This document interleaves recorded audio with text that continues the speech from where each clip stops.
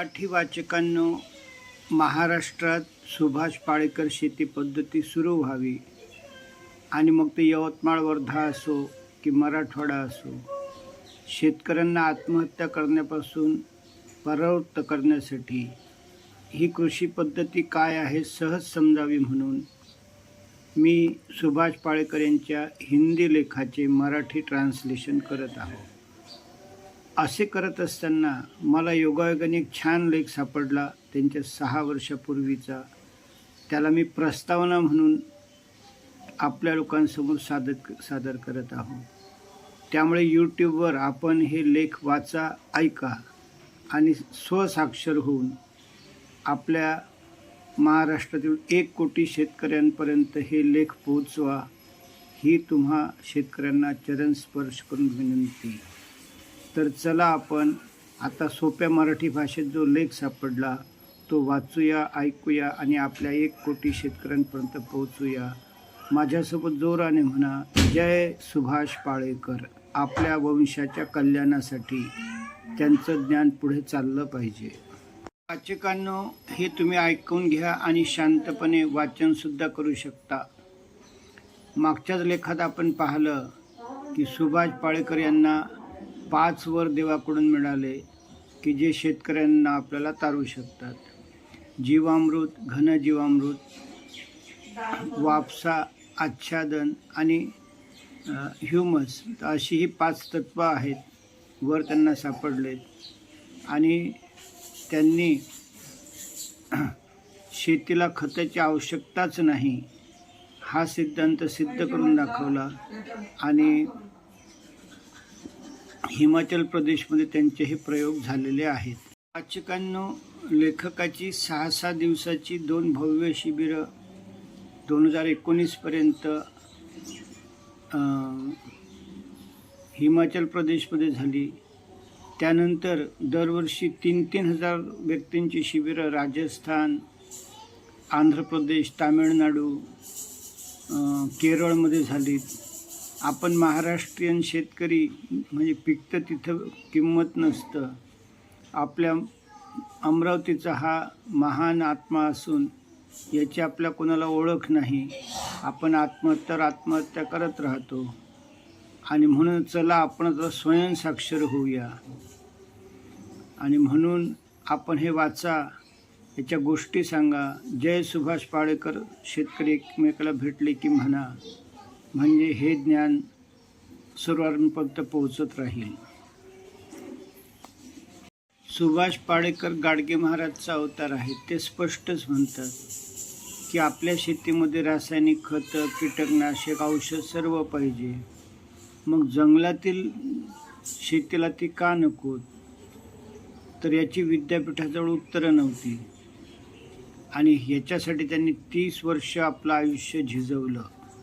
ते अत्यंत निर्भयपणे स्पष्ट म्हणतात की कोणत्याही पिकाला आणि फळझाडाला 98.98% हवा, पाणी, सूर्यप्रकाश हे निसर्गातूनच मिळतं. आपल्याला ते कोणतंही खत द्यायची गरज नसतं. शेतीला खतं द्यायची हा शब्दच मनातून काढून टाका. मात्र आज आपण ते निर्जीव केल्यामुळे हतबल झालेला आहो. आणि मग आपल्याला वाटतं की खतं दिलीच पाहिजेत. शेतीला खतं नको, हाच आपण या लेखाचा शीर्षक लिहूया. सुभाष पाळेकर. ते पुढे म्हणतात की लॅबोरेटरीमध्ये जेव्हा झाडांच्या पानांचं परीक्षण केलं तर त्याच्यामध्ये जंगलमधलं जे पान आहे, फॉस्फेट, पोटॅश, नत्र, ह्या सर्व गोष्टी होत्या. आणि मग हे कृषी विद्यापीठाकडे उत्तर नव्हतं. तर शेती ही स्वयंपोषी स्वावलंबी व्यवस्था आहे. निसर्गानं ती उभी केलेली आहे. हे PhD वाल्यांना कळलं नाही. हा स्पष्टपणा सुभाष पाळेकरच करू शकतात. त्यांनी सिद्ध करून दाखवलं की 98.5% भाग जो आहे, हवा, पाणी, सूर्यप्रकाश, हे निसर्गातूनच घेतात आणि फक्त 1.5% जे सूक्ष्म अन्नद्रव्य आहेत हे जमिनीतून घेतात आणि मग ते पुढे असं म्हणतात की खतं टाकण्याची बिलकुल आवश्यकता नाही, हे आपोआप सिद्ध होतं. जमीन ही अन्नपूर्ण आहे, अन्नद्रव्याचा महासागर आहे.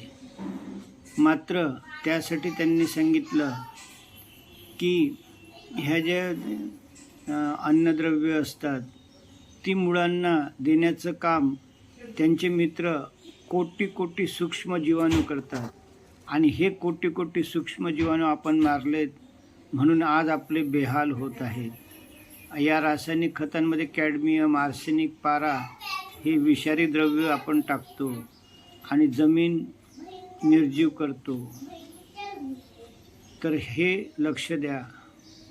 पहा शेतकरी मित्रांनो, मी तुम्हाला विशेष लक्ष वेधण्यासाठी हे रेड कलरमध्ये करून लक्ष वेधलं आहे की तुम्हाला जर जमीन सजीव करायची आहे, विषमुक्त, खतमुक्त, कीटकनाशकमुक्त करायची आहे, तर पहिल्यांदा तुम्हाला शपथ घ्यावी लागेल की मी यापुढे जमिनीत कीटकनाशकं, रसायनं, औषधं टाकणार नाही. 2 मिनिटं. तर अशा रीतीनं आपण शपथ घेऊया.